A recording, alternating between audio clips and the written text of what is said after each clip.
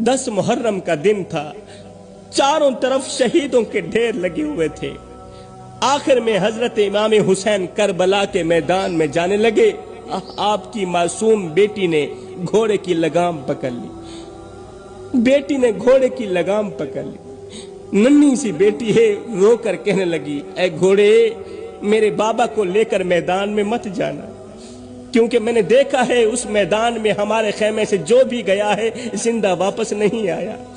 कैसा मंजर होगा वो जब एक बाप घोड़े पर सवार होगा और उसकी मासूम सी नन्ही सी बेटी घोड़े के कदमों से लिपट कर मिन्नतें कर रही होगी कि आगे मत बढ़ना, आगे मत जाना, ऐ घोड़े, मेरे बाबा को मुझसे दूर मत ले जाना।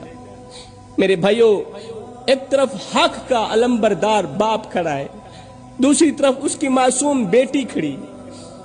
वो शायद जंग नहीं समझती, वो शायद हालात की संगीनी नहीं जानती। वो मासूम बच्ची है, वो नन्हा सा फूल है, वो जंग के हालात नहीं जानती, मगर इतना जरूर जानती है कि जो भी उस मैदान में गया है जिंदा वापस नहीं आया। लिखने वाले लिखते हैं कि इमाम हुसैन ने आखिर में अपने बीमार बेटे हजरत ज़ैनुल आबिदीन से फरमाया कि मेरी बेटी का ख्याल रखना, इसे उठा लो और इसका ख्याल रखना। ये वो मेरी बेटी है कि जब तक मैं इसे अपने सीने पर नहीं सुलाता था मुझे नींद नहीं आती थी, और मेरी बेटी भी जब तक मेरे सीने पर नहीं लेटती थी मेरी बेटी को भी नींद नहीं आती थी। ये बाप के सीने पर सोने की आदि है। ये जो मेरा फूल है ना, ये बाप के सीने पर सोने का आदि है।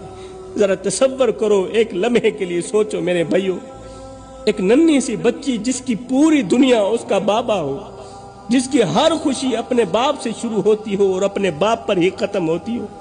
कहा जाता है कि करबला के अंदर बड़े बड़े मसाइब आए, बड़े बड़े सदमे आए, मगर जब उस नन्ही सी बेटी की जुदाई का लम्हा सामने आया तो इमाम हुसैन की आंखों से आंसू निकलते नजर आए। इतने बड़े मसाइब आने पर भी हजरत इमाम हुसैन नहीं रोए, आंखों से एक आंसू भी नहीं निकला।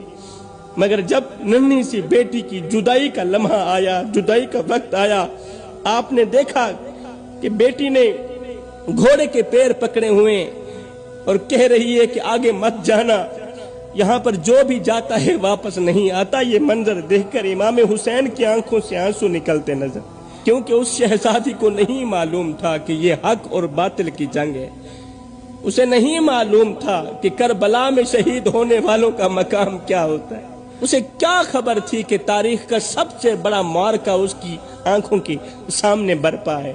वो तो बस इतना जानती है कि जो भी उस मैदान में गया है वो वापस जिंदा नहीं आया। फिर वो मुझसे बातें नहीं करता। अली अकबर भी गया था, जब वापस आया था तो वो मुझसे बातें नहीं करता था। जो भी वहां जाता है वापस आकर मुझसे मीठी मीठी बातें नहीं करता। वो मेरी तरफ देखता नहीं, उसकी आंखें हमेशा के लिए बंद हो जाती हैं। फिर मैं उसे आवाज देती रह जाती हूँ और वो जवाब नहीं देता। मुझे खतरा है, मुझे डर है कहीं मैं अपने बाप इमाम हुसैन को आवाज दूं और आगे जवाब ना आए। बेटी को अपनी बहन के हवाले किया, कहा मेरी बेटी का ख्याल रखना। ये कहते हुए इमाम हुसैन ने सब्र को अपने गले लगाया। कितना बड़ा सब्र किया होगा आप अंदाजा लगा सकते हैं। बिस्मिल्लाह पढ़कर तलवार उठाई और निकल पड़े मैदान की तरफ। ऐसा लग रहा था जैसे सिद्दीक की सदाकत, फारूक की अदालत, उस्मान की सखावत और अली की शुजाअत हुसैन के सर पर पहरा दे रही।